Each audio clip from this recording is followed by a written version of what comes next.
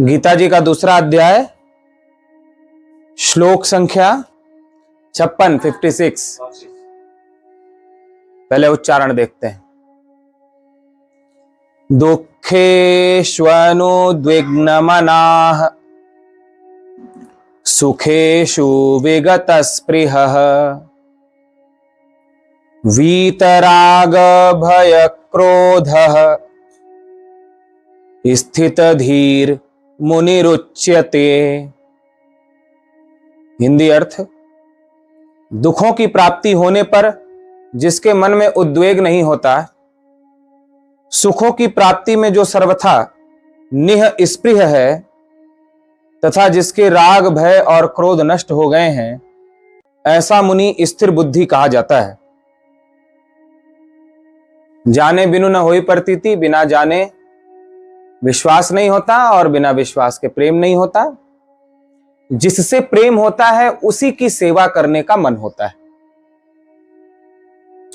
जिससे प्रेम होता है उसी की भक्ति भी होती है।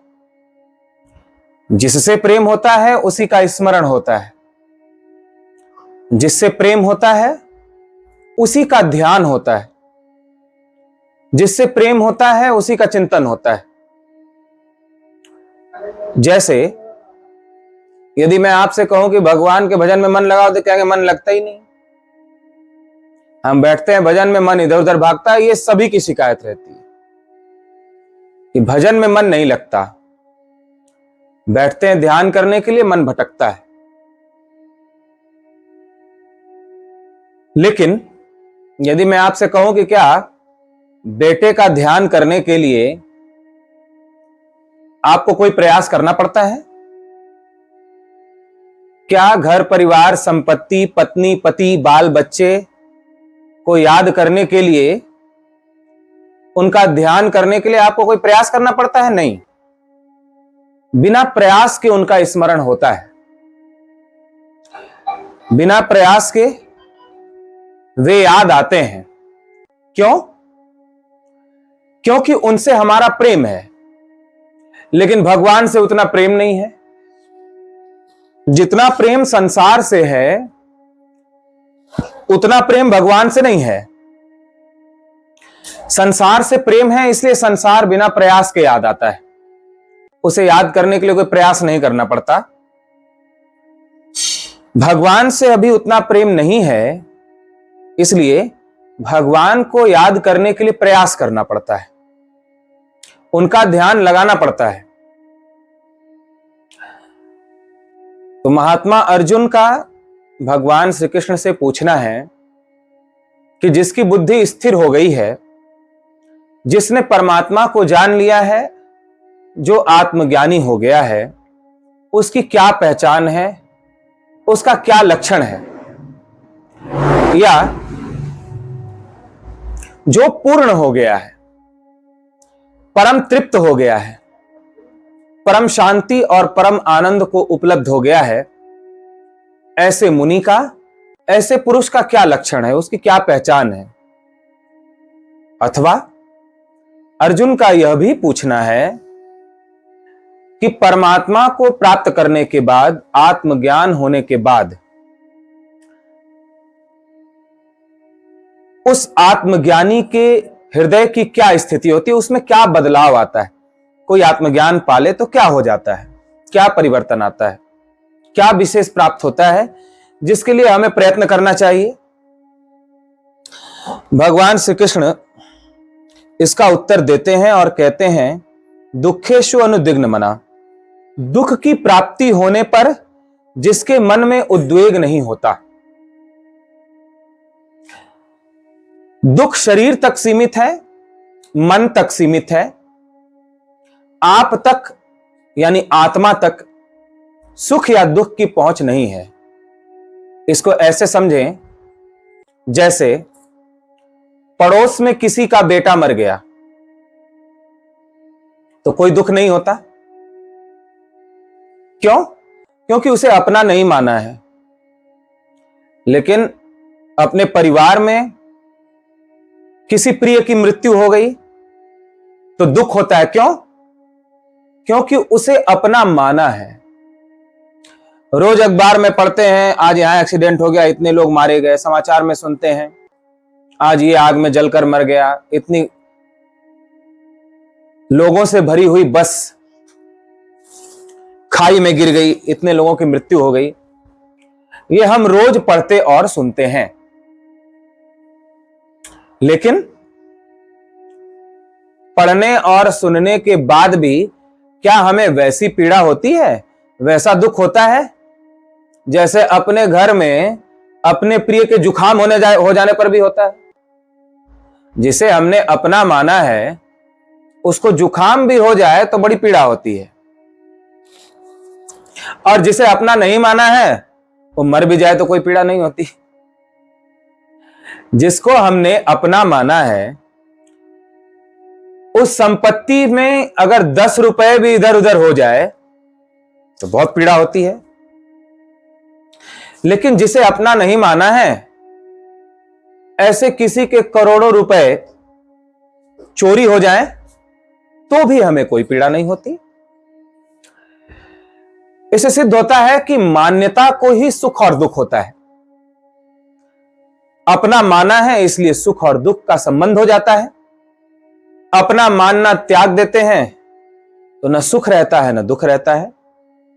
और अपना मानना भी तो भ्रम के कारण से ही हुआ है, क्योंकि न हमने आंखें बनाई, न कान बनाया, न नाक बनाई, न वाणी बनाई, न हाथ बनाया, न पैर बनाया। कल के लिए कौन जानता है क्या हो जाए किसके साथ। हमने जो आज के लिए कल्पना कर रखा है ऐसा आज हमारा नहीं है। जो बहुत पहले सोचा था कि आज हम ऐसा कर लेंगे, ऐसा कर लेंगे, पहले का सोचा जैसा आज नहीं है। आज हम जैसा सोचते हैं कि कुछ समय के बाद हम ऐसे हो जाएंगे, ऐसा कर लेंगे, वैसा कल दिखाई नहीं पड़ता। इस प्रकार एक अज्ञात सत्ता के द्वारा सब कुछ संचालित हो रहा है जिस पर हमारा कोई अधिकार नहीं है। हमारा कोई अधिकार नहीं है कि शरीर को बचपन से जवानी में प्रवेश करने से रोक सकें। हमारा अधिकार नहीं है कि हम चाहे तो शरीर जवान हो, न चाहे तो न हो, चाहे तो बूढ़ा हो, न चाहे तो न हो, चाहे तो शरीर मरे, न चाहे तो न मरे। इस पर हमारा कोई वश नहीं है, इस पर हमारा कोई अधिकार नहीं है। ऐसे ही सभी शरीरों की बात है। माता पिता सिर्फ निमित्त होते हैं, माध्यम होते हैं। आंख, कान, नाक, हाथ, पैर, जीभ, त्वचा सब बनाने वाला तो कोई और ही दिखाई पड़ता है।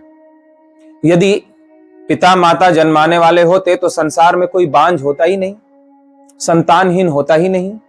लेकिन संतानहीन भी देखे जाते हैं क्योंकि उनका वश नहीं है वे पुत्र को, पुत्री को जन्माए या न जन्माए, या किसी अज्ञात शक्ति या सत्ता के द्वारा संचालित होता दिखाई पड़ता है। फूलों में कौन ला करके सुगंध भर देता है, कौन रंग भरता है।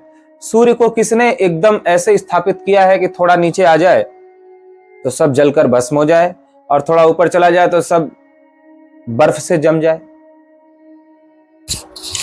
विचार की दृष्टि से देखेंगे अगर तो पाएंगे कि हम मूर्खतावश ही कहते हैं कि मैंने किया, मैं कर रहा हूं, मैं तेरा ये कर दूंगा, तूने मेरा ये कर दिया, ये मेरे हैं, ये तेरे हैं। अगर ज्ञान की दृष्टि से, विचार की दृष्टि से देखेंगे तो पाएंगे कि अपने शरीर पर भी हमारा कोई वश नहीं है, तो फिर दूसरे की तो बात ही दूर है। इस प्रकार हमने जिसे अपना मान रखा है अज्ञान के कारण, जो कभी हमारा बनाया हुआ था ही नहीं, जो कभी हमारा हुआ ही नहीं, हो सकता नहीं, होगा नहीं, उसको अपना मान लेने के कारण से ही दुख होता है और सुख होता है। भगवान कहते हैं आत्मज्ञानी की क्या पहचान है, आत्मज्ञान होने का क्या लक्षण है। दुखेष्वनुद्विग्न मना, दुख का अवसर आने पर मन उद्विग्न नहीं होता, यहां तक कि दुखों का पहाड़ भी टूट जाए तो भी उसे उद्वेग नहीं होता, क्योंकि उसके मन ने किसी को अपना माना ही नहीं है। सारा जगत जिसने बनाया है उसका है, वो ऐसा मानता है। मैंने कुछ बनाया नहीं इसलिए मेरा कुछ नहीं। जिसने बनाया यह सब कुछ उसका है, यह शरीर भी उसने बनाया है, बाकी सारा संसार उसने बनाया तो उसका है। वो जब चाहे किसी को रखे, जब चाहे ले ले। जब चाहे मुझे दे, जब चाहे छीन ले। मैं कितना भी प्रयास करूं कि मैं किसी को न जाने दूं तो भी जाएगा ही। मैं कितना प्रयास करूं कि ये वस्तु मेरे से दूर न जाए तो भी वो वस्तु हमसे दूर चली ही जाती है। तो ऐसा विचार पूर्वक जो जान लेता है कि सब कुछ उस अज्ञात शक्ति का ही है, मेरा कुछ भी नहीं है, मेरा किसी पर अधिकार नहीं है, तो फिर वो दुख क्यों करेगा। दुखेशु अनुद्विग्न मना, ऐसा ज्ञान रखने वाला दुख आने पर अनुद्विग्न रहता है, यानी उद्विग्न नहीं होता, दुखी नहीं होता। शरीर और मन से वो ऊपर उठ चुका होता है, शरीर भाव से मुक्त हो चुका होता है। अतः दुख आने पर वो ये देखता है कि शरीर को दुख हो रहा है, मुझे दुख नहीं हो रहा है। कल सिकंदर की कहानी सुनाई थी कि संत से कहा कि तुम मेरे साथ नहीं चलोगे तो तुम्हारा सर धड़ से अलग कर दिया जाएगा। तो संत ने कहा ठीक है कर दो, मैं भी देखूंगा यह सिर धड़ से अलग हो रहा है और तुम भी देखोगे। तुम काट करके सोचोगे कि यह सिर गिर गया और मैं भी देखूंगा कि यह शरीर कट के गिर गया, लेकिन यह शरीर का सिर कटेगा तो मैं ऐसा नहीं समझूंगा कि मैं मरा या मुझे मारा गया, क्योंकि अब मेरा देह से कोई लेना देना नहीं रह गया। इस स्थिति में पहुंच जाने के कारण वह आत्मज्ञानी या स्थित प्रज्ञ दुखेशु अनुद्विग्न मना, दुख का अवसर आने पर अनुद्विग्न रहता है, उद्विग्न नहीं होता। सुखेशु विगतस्पृहः, और सुख का अवसर आने पर उससे लगाव नहीं करता, क्योंकि वो जानता है कि यह सुख सदा रहने वाला नहीं है। कोई भी संसार का ऐसा सुख नहीं है जो सदा रहता, जिसके पीछे दुख ना आया। ऐसा जानकर के वो किसी सुख से आसक्ति रखता ही नहीं, क्योंकि जानता है कि ये अभी सुख है, इसको दुख में बदलते देर नहीं लगेगा। तो जो बदलने वाला है उससे लगाव क्यों करना। वह सुख का उतना ही उपयोग करता है जितने में जीवन का निर्वाह हो जाए। धन संपत्ति इत्यादि का उपयोग जीवन निर्वाह के लिए करता है, उससे बहुत लगाव करके उसी को सब कुछ समझ लेना मूर्खता है। क्योंकि आप सुख को यदि जीवन निर्वाह के लिए उपयोग न करके उसे ही सब कुछ समझकर आसक्ति करते हैं, लगाव करते हैं, तो एक दिन वो छूटना ही छूटना है। और जब वो छूटता है तो दुख होता है तब तक तो आनंद होता है, लेकिन जब वह सुख छूटता है तो पीड़ा होती है। लेकिन आत्मज्ञानी इस बात को जानता है कि स्थायी कुछ भी नहीं है। जो भी धन, पुत्र, संपत्ति या भोग के साधन हैं वो स्थिर नहीं है, अभी हैं और अगले ही क्षण नहीं होंगे। इसलिए उनसे लगाव नहीं करता, और लगाव न होने के कारण सुख का अवसर आने पर वो सुखी भी नहीं रहता, उदासीन रहता है। जैसे बैंक में जो काम करते हैं, कितने नोटों गड्डियों से भरे हुए परिवेश में होते हैं, लेकिन नोटों की गड्डियां गिनते रहते हैं। उसमें कोई आसक्ति होती है क्या? उसमें आसक्ति नहीं होती, लगाव नहीं होता। क्यों नहीं होता? क्योंकि जानते हैं कि मेरा है ही नहीं, ये तो सब चला जाना है, दूसरे का ही है। तो ये बैंक के नोट की बात नहीं है। जितनी भी संपत्ति है, धन है, वह सब कुछ ऐसे ही दूसरे का ही है, चले ही जाने वाला है। विचार करें थोड़ा गंभीरता से तो बैंक की संपत्ति बैंक के धन के जैसा ही है। तो आत्मज्ञानी इस बात को जानते हैं, इसलिए सुख का अवसर आने पर उसमें लगाव नहीं रखते, उससे आसक्ति नहीं करते, उसमें बहते नहीं। वीत राग भय क्रोध, राग से रहित यानी लगाव से रहित होते हैं, अपना कुछ भी नहीं मानते। अपना मानना ही राग है, और वीत राग यानी अपना मानना छोड़ देना। अपना तो है ही नहीं, उसे जान भी लेना कि मेरा नहीं है, उसका लगाव छोड़ देना। वीत राग भय, भय से रहित होते हैं। भय किस बात क्यों होता है? भय होता है जब हमें परमात्मा पर विश्वास नहीं होता। जब परमात्मा पर पूर्ण विश्वास हो तो भय किस बात का होगा? क्योंकि विधान के अनुसार जिस दिन यह शरीर पूरा होना है उस दिन वो होकर रहेगा, और यदि विधान में नहीं है तो सारे ब्रह्मांड की शक्ति भी मिलकर यदि उसे मारना चाहे तो नहीं मार सकती। एक कहानी आती है, मैंने पीछे भागवत आदि में आप लोगों को सुनाया है, एक बार फिर से स्मरण दिला देते हैं। एक बार एक राजा को स्वप्न हुआ, मृत्यु देवी ने आकर कहा कि राजन 5 बजे शाम को तैयार रहना, मैं तुम्हें लेने आऊंगी।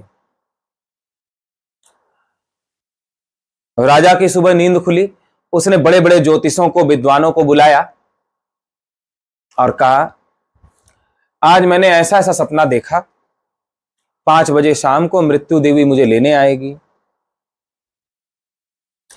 आप लोग बताइए इस स्वप्न का क्या अर्थ है। वो अपनी अपनी गणित लगाने लगे, कितने बजे का सपना था, किस मुहूर्त में हुआ। मंत्री ने कहा महाराज आप क्यों इन लोगों के चक्कर में पड़े हुए हैं, मृत्यु देवी लेने आएगी आपको, आप तो यहां से भाग जाइए, बहुत दूर चले जाइए। राजा ने सबसे तेज भागने वाले घोड़े को मंगाया, उस पर बैठकर भागने लगा। भागते भागते भागते भागते भागते भागते जब 5 शाम हुई तो एक पेड़ के नीचे घोड़े को बांधा, नीचे उतरा, गहरी सांस ली। तब तक मृत्यु देवी उसके पास आई, बोली आओ राजन तुम्हारा स्वागत है। मैं तो ये सोच रही थी तुम्हारी मृत्यु 5 बजे शाम को जंगल में इस पेड़ के नीचे है, तुम्हारा महल बहुत दूर है, 5 बजे तक तुम यहां पहुंचोगे कैसे। मैं तो ये सोच के परेशान थी कि तुम्हारी मृत्यु जंगल में इस पेड़ के नीचे है, इतने दूर अपने महल से तुम यहां तक पहुंचोगे कैसे, लेकिन तुम बिल्कुल ठीक समय पर आ गए। मृत्यु ने उसके प्राणों का हरण कर लिया। इस प्रकार तुलसीदास जी ने लिखा है, आप ले जावई ताई पर ताई तहां ले जाई। यानी उसमें बुद्धि ऐसी हो जाती है, परिस्थिति ऐसी बन जाती है कि जब शरीर को पूरा होना है तो वो होकर रहेगा, चाहे कोई लाख प्रयत्न करे, और नहीं पूरा होना है तो साक्षात काल के मुंह में जाकर के भी बाहर आ जाएगा। तो इस प्रकार आत्मज्ञानी जानते हैं कि शरीर को मैंने बनाया नहीं, तो शरीर को नष्ट करने वाला मैं कैसे हो सकता हूं। जब शरीर को बनाया ही नहीं तो नष्ट करने वाला कैसे हो सकता हूं। मैं जो बनाता हूं वही तो नष्ट कर सकता हूं, जब मैंने बनाया नहीं तो मैं नष्ट कैसे कर सकता हूं। तो इस विवेक के कारण वह भय से भी रहित होता है, उसे अंश मात्र भी कोई भय नहीं होता। क्रोध से रहित होता है, आशा के कारण क्रोध होता है, अपेक्षा क्रोध का कारण है। हमें कोई अपेक्षा होती है कि ऐसा हो जाए, और जब उस अपेक्षा के अनुसार नहीं होता तो क्रोध उत्पन्न होता है। लेकिन संत तो एकमात्र परमात्मा से अपेक्षा करते हैं, भक्त साधक भगवान से अपेक्षा करते हैं, या और इसकी उच्च स्थिति की बात करें तो वे भगवान पर निर्भर हो जाते हैं। भगवान खिलाया तो खा लिया, नहीं खिलाया तो नहीं खाया, सुलाए तो सो लिया, नहीं सुलाए तो नहीं सोया, कहीं ले गए तो गए, नहीं ले गए तो नहीं गए। बस भगवान के ऊपर वो निर्भर होता है। भगवान के ऊपर निर्भर होने के कारण उसे क्रोध नहीं होता, क्योंकि अपेक्षा ही नहीं है। अपेक्षा हो तब तो क्रोध हो। जो प्राप्त होना है वो प्राप्त होकर रहेगा, फिर अपेक्षा कैसी। इसलिए क्रोध से रहित होता है। स्थित धीर मुनि रुच्यते, ऐसा मुनि स्थित प्रज्ञ कहा जाता है। यानी दुख का अवसर आने पर जो दुखी नहीं होता, सुख का अवसर आने पर जो सुख में बहता नहीं, सुख में आसक्त नहीं होता, लगाव से, भय से, क्रोध से रहित होता है, वह आत्मज्ञानी स्थित प्रज्ञ कहा जाता है। या दूसरे शब्दों में कहें, जो पूर्णत्व को, परमात्मा को, आत्मज्ञान को प्राप्त कर लेता है, दुख का अवसर आने पर वह दुखी नहीं होता। यह उसका फल है आत्मज्ञान का। सुख का अवसर आने पर सुख में नहीं बहता, उसको किसी से लगाव नहीं होता, भय नहीं होता, क्रोध नहीं होता। यह आत्मज्ञान का फल होता है। तो आप लोगों ने इसे सुना। बोलिए गीता माता की जय।